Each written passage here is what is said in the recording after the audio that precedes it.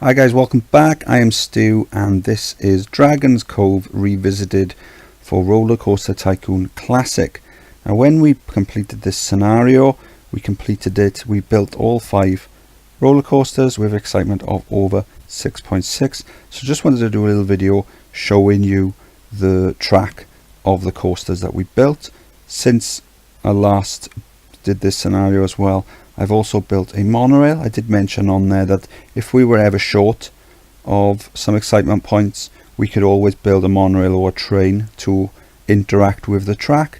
So I've built one that comes from the start here. There's another station just over here, and then there's another station then just down here. It interacts briefly with the bobsleigh coaster, just goes underneath it. So that's boosted the excitement slightly, from 6.75 up to 6.78. Not much, but if you were ever a little bit short, that could help. It mainly interacts with the looping coaster, so it goes under it, over it there, over it again, and then the station is right next to the track, and then when it comes out of the station, then it goes through both the loops. So that's boosted it from 6.99 up to 7.13. It does interact with these rides here, but we've seen that one. It hasn't affected that one, and it hasn't affected any of the other ones. If we were ever short of those ones, we could always have it interacting with those. So the first one we built then was this one. Conveniently, it's just got into the station, so that's good.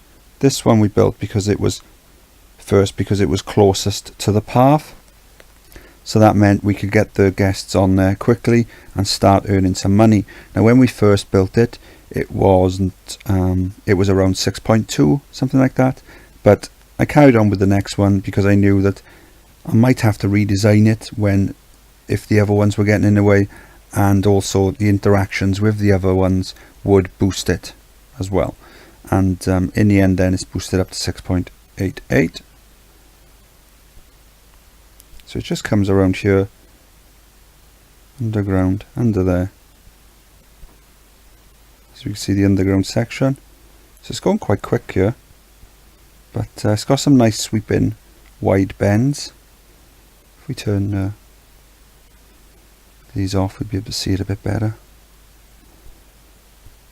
And then from here then that chain lift was just to get it back up on top of the cliff, and then there's just a few bends. Then this is where we had to redesign to because it was easier than redesigning the other coasters, and then it just goes back into the station. Quite a simple design. The second one then was the vertical drop coaster. See if we can pick up the one in the station. There you go. So when it's first built, it goes straight underground. So what I wanted to do then is just bring it back overground as quickly as I could. So let's put the track height markers on. So the station is at 16, it comes back up, and then this bit here is 13. And just a nice sweeping bend. Back up the chain lift then to get it up on top of the cliff. And then another little dip, sweeping bend, some brakes, and then back to the station.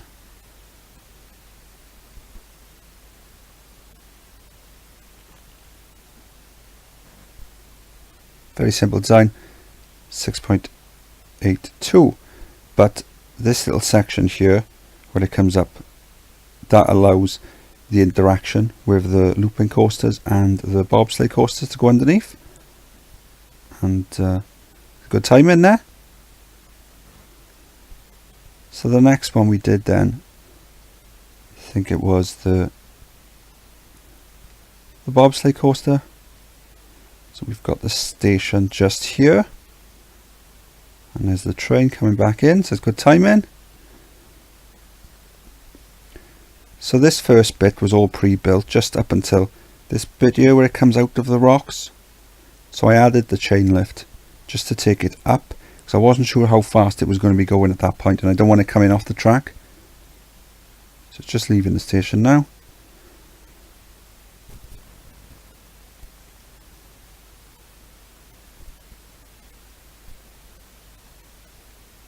So it just goes over the crest of the hill at a nice speed, just enough to take it over, but not enough to have it shooting off the track.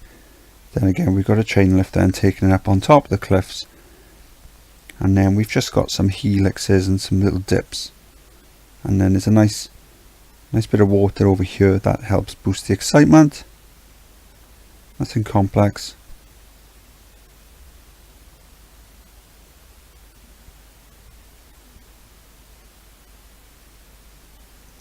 So a couple of helixes going down, large helixes, and then got a large helix going up.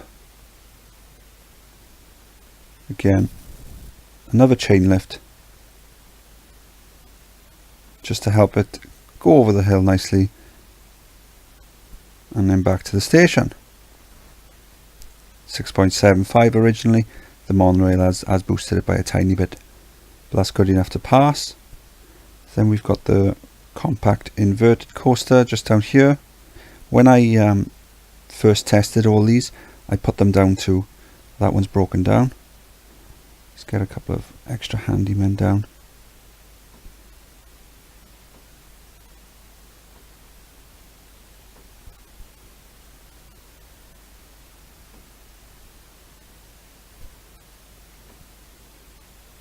Okay, let's look at the looping coaster whilst the other one's being fixed. So this was the last one that we did. The only thing tricky with this was that the original path, the brown path, as you can see coming out of the exit, that was built in such a way as if to intentionally prevent you being able to build the track. So I got rid of that, rebuilt the path going up there, and I was able to build the path. So I started off building the exit. So I just built this chain lift then going down, around the bend, and then down again, and then just it comes out of the cliff face just by here. So we'll have a look then as it's going up. As it's going up the chain lift, doesn't do much underground, so we can take that off. So it just takes it up to the top, down a bend, down, little dip, underground, back out. Some sweeping bends, a couple of loops, and then some nice wide corners. Photo section that helps a little bit of a excitement boost. Little bend underground just to help get the track in the right place to meet up with a bit returning back to the station, and then a couple of brakes that are a bit too harsh, but it takes it back to the station and it was fine. Finished off with 6.99.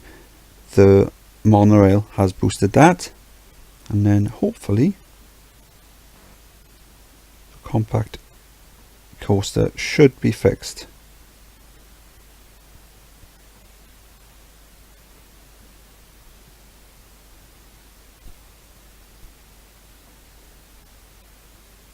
Yes, it's back in the station, so we can pick that up now. Oh, there you go. This one's coming up the chain lift.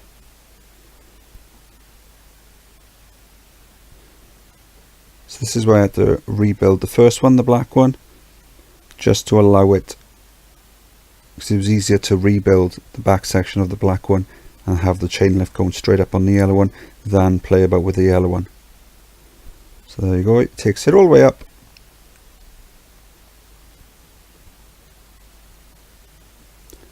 And then another bend going down, and it's got some dips.